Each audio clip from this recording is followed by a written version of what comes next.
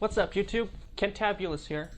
Have you ever wanted to teach someone an instrument? You know you have the skills and you wonder if you should start teaching people. But have you ever thought, how do I start? What do I need? Worry no more. I'll explain everything you need to do to begin to teach someone an instrument.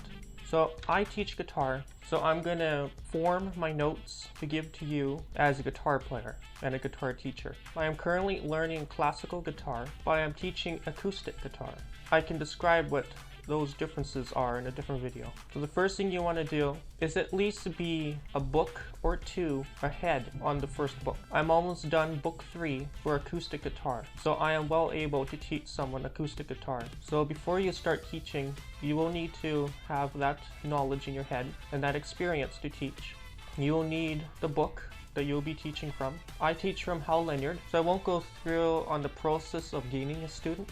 You can just put your ad on Facebook or YouTube or what social platform you use. But let's say you have a student and they're coming. So I teach from my home. You can teach wherever you want. When they do come to the door, welcome them with a smile on your face, right attitude and excitement. Make it feel like they're going to a party or going to achieve something big this day. So 3 things to keep in mind when accepting them into your home: smile, good attitude, dress nice, and actually one more thing, eye contact. As a teacher, you want your students to feel comfortable around you. So when they're in your house and they're ready to go to your teaching area, lead them to where you're going to teach. Make sure your area you're teaching in is nicely laid out, not cluttered, not messy. Make sure you have lights on so everything is bright so they can see exactly where they are. Supply them a seating source that has a back but no arms if you're teaching guitar. Now, guitar is an expensive piece of instrument that is a larger size, so give them a spot to lay their guitar down to bring it out of the case or whatever carrying source you're using, such as a bench or even a guitar stand for them. Next is, when they're seated down, ask them musical questions. Have you ever read music before? Have you been taught before? Do you know how to read music? How long have you had your instrument? Do you know how to tune your instrument? Do you know how to play your instrument? Or is this your first time? If they have played the instrument, ask them, do you know how to tune your instrument? When is the last time you did tune it? If they know how to. And if they don't know how to tune it for them and show them exactly how and what gear they will need to tune their own instrument. And before we go on to the 4th question, make sure to like, subscribe, and comment, and share so you can have better videos created by me. I hope you like this video, and I hope you like my others. Now let's get to the 4th one. Now, important question, do they have a book? What type of book are they using? Which series? If they don't have a book, then make sure you have a book for them. Now that book, my advice is that book stays at your house, just in case they forget to bring it, and that might be the only one you have. So use the book in your house, but make sure you give them a link or a source, a PDF to the book that they'll need to print off or read at home online. The best thing to do is give them a source where they can buy the book online or at a store or wherever, so they can print it off or get it shipped to them so they can have it in person. And make sure you have a lesson plan for them, so you can write down everything that they need to practice, any tips, advice. So when they get home and when they go to practice, they can follow your lesson plan and know exactly what you want them to practice on. So they also know everything that they need to work on for next week or whenever you're coming back to your house for a new lesson. I use an online program to write all the lessons. I can give you the link in the description on what I use. So if you want to get started, you have a platform that's easy to use and easy to send to them. Now when you're writing the lesson notes, and if you're a fast typer, then write it in the lesson. But make sure you don't make the student wait for you while you're writing. That dull pause moment.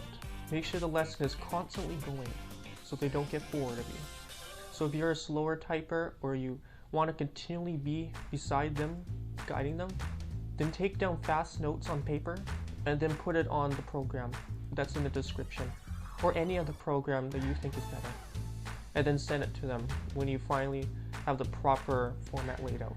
Make sure it's clear, easy to understand, easy to follow, and even add your own touches of excitement, like color on different texts. That's important for them to study. Color helps to show which areas they need to work on most, or which areas are more important than other areas. It catches your attention better, and catches their attention better, so you know what they need to work on, and they know what you wanted them to work on most. make sure you have a time limit on how long each lesson goes for. I do 30-minute time, and the one thing you do not want to do is undercut their time. Going over by a couple minutes is fine, but not too long over, just in case you have more students in the waiting room. So follow that time, just don't go under the time. Over the time is okay by a little bit. When time is up, all you have to do is say something like this. Alright, your time is up. I hope you had a fun time. I will send these lesson notes to you through your email, and you can get them and practice what I sent you. Say, thank you for your time, thank you for coming to me, and I hope you had a fun time. I will see you next week, to make them want to come back to you. Then get up, lead them to the door, and shut the door behind them. But when you lead them to the door, also say, again, see you next week and thank you for your time. And tell them to have a great week so they go away happy and smiling. Leave an impression on them so they can spread news about you. Another tip for having a better experience is your personality. Make sure you have a warm, positive personality that's there to help them. Throughout the lesson, make sure you're always there to help because you're their teacher. They may have no clue how to play the instrument and they're always relying on you. Another tip is when they're finished a song or even done what you wanted them to play, their practice piece. Congratulate them on how they played. Tell them to keep up the good work and the good practice, so they get motivated to play more for that congratulation, so they know that you're happy with them. And if the student doesn't have a guitar, let's say, but they want to play one so badly, send them the link to the store where they can get a good deal and a good one.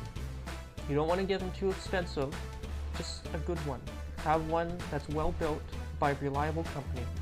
And there you have it. There's my 7 steps for you to start teaching an instrument. If you have any more questions, tell me in the comments. I'll be happy to reply and give you more advice. Make sure to subscribe, click that notification bell to get more of my content coming straight to you. Like, share with everyone. It makes my YouTube page grow and it makes you have better videos. Thanks for watching Cantabulous.